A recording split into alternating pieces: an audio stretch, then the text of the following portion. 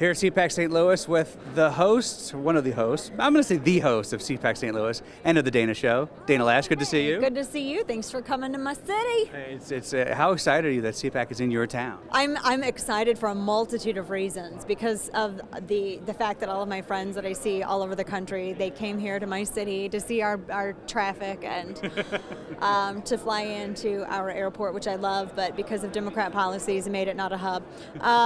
But first and foremost, I'm super excited because the progressive presence in the city has just collectively melted into a puddle of hysteria because we're all here. That's why I'm so excited. It's funny too because well, that's fine because it's also funny because we've seen pictures on Twitter of the protesters outside, and it's a mighty weak-looking group, Dana, I gotta say. Is there really some? There's a small handful, a cadre, you would call them. Oh my gosh, we got protesters! I'm so excited. I thought they were going to stay home like they do every other day and not do anything like work or produce in any way or contribute to society. So they actually left their sofas. I'm so excited. I know, it's cool. We should all go say hi. Before we go on, we got to talk about you. You announced you have a new book coming out. Perfect for the NRA News audience. Please tell us about it. Yes, it's called Defenseless, and it's coming out on Hachette Center Street 2014 next year, and it battles gun control. And this goes above and beyond anything that I've seen in terms of taking every single gun control argument that has ever been made and completely shredding it. I fisk every single argument that anyone could have ever made against the Second Amendment, God-given civil liberties. And not just, it's purely an emotional argument that we hear from these individuals who are anti-gun. Look, if you think that this Second Amendment should be compromised in any way, you're anti-gun, you're anti-Second Amendment. An abridged amendment is a compromised amendment, period. The founders were quite clear. And so what this book does is it gets into the statistics. I look at criminology. I look at studies from criminologists like Gary Kleck and his associates. When Gary Kleck came out with the study that's most often used, and a lot of individuals don't realize what they're studying, but Kleck is, he's a phenomenal criminologist. He's a professor down at University of Florida. Came out with a study back 20 years ago, and the 2.1 million, for instance, 2.1 million instances a year of firearms used in self-defense. Well, that was his methodology. That was his study. He went, studied, profiled thousands of families, and even his colleagues who are really anti-gun, anti-Second Amendment, big advocates for gun control, they had to raise their hands up and say, look, as much as we disagree with him on whether or not someone should own guns, his methodology is untouchable. This is unimpeachable a study. This is fabulous. So they had to come out. You can't attack it. So I get into all of that. That's just one example. I get into the racist roots of gun control. I get into the sexist new roots of neo-gun control, for the lack of a better way to describe it. So I get into everything. You mean the vomit or pee yourself self-defense? Well, you know what? Who was it from Colorado? Sanchez, I think. Salazar, yeah. But who said, well, just someone, it wasn't from Colorado. It was a Democrat lawmaker who said maybe use a fork or a spoon. And I kid you not, I was going to bring it today. My husband, for my birthday, which is today, Happy birthday. He got me a switchblade spork.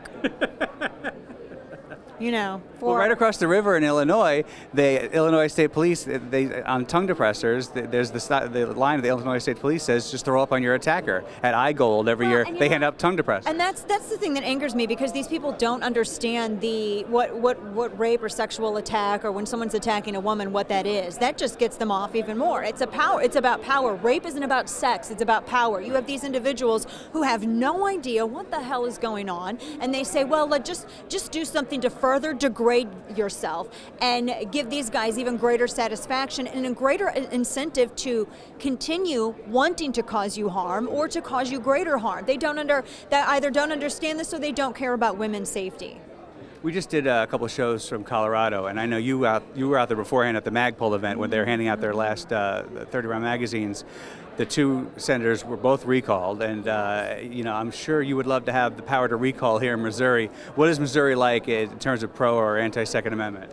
Well, Missouri's very pro-Second Amendment, which is odd because we have a very weak Democrat governor who's very anti-gun, but he won't come out and say it because he's from Missouri, so he plays in the middle because he has greater aspirations. We have a Republican supermajority that doesn't realize they have a supermajority.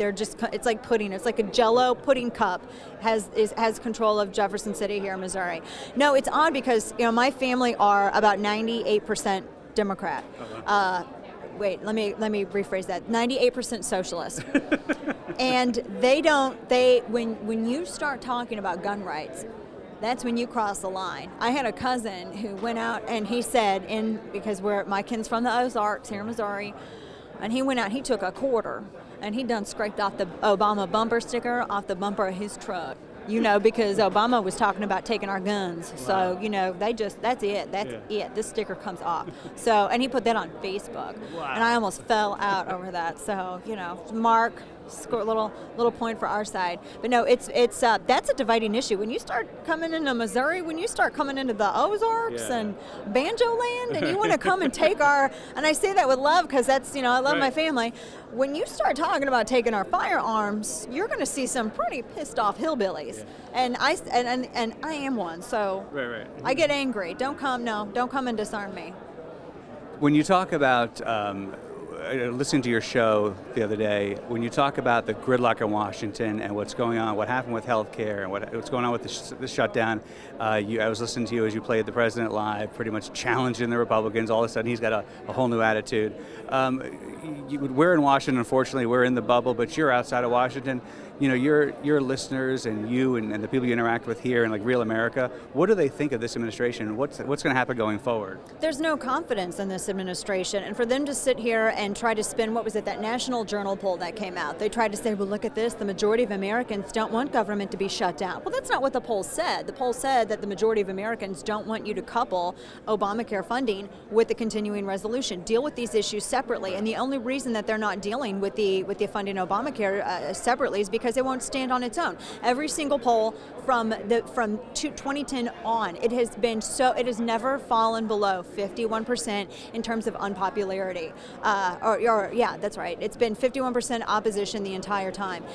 It's not popular, and frankly, there are a number of things in here that actually you can relate to gun rights as well. You have doctors that are going to be asking you whether or not you keep firearms in your home. Well, perhaps that's a sign of a mental condition. I'm going to write that down here, and they're unhappy with this. They don't want to see government approach a continuing resolution this way. And look, I get it. You have your budgetary spending, your statutory spending. They're two completely different things. However, we would not be in this position if we had Democrats in the Senate that were actively passing a budget, as they were elected to do, year after year after year, so we wouldn't have to put so much emphasis on these continuing resolutions. Dana Loesch, tell us one more time about the book. It's called Defenseless. It is the ultimate book on battling gun control. If you're arguing with your great aunt on Facebook about whether or not she should have a gun or you should have a gun, take out Defenseless, which will be available, Hachette, Center Street imprint out of Nashville, 2014, and you can be able to quote whatever argument she's using, put that on your... This is what you want to pull out and just beat somebody over the head with it, figuratively and lovingly. Yes. Before Media Matters writes another article about you. Yeah. Dana, thanks for your time, and congratulations on this. It's been a lot of fun for you, I'm sure. And thanks for your support, and thank you guys for being here and for everything that you do and for being a voice for all of us gun owners out there. We appreciate it.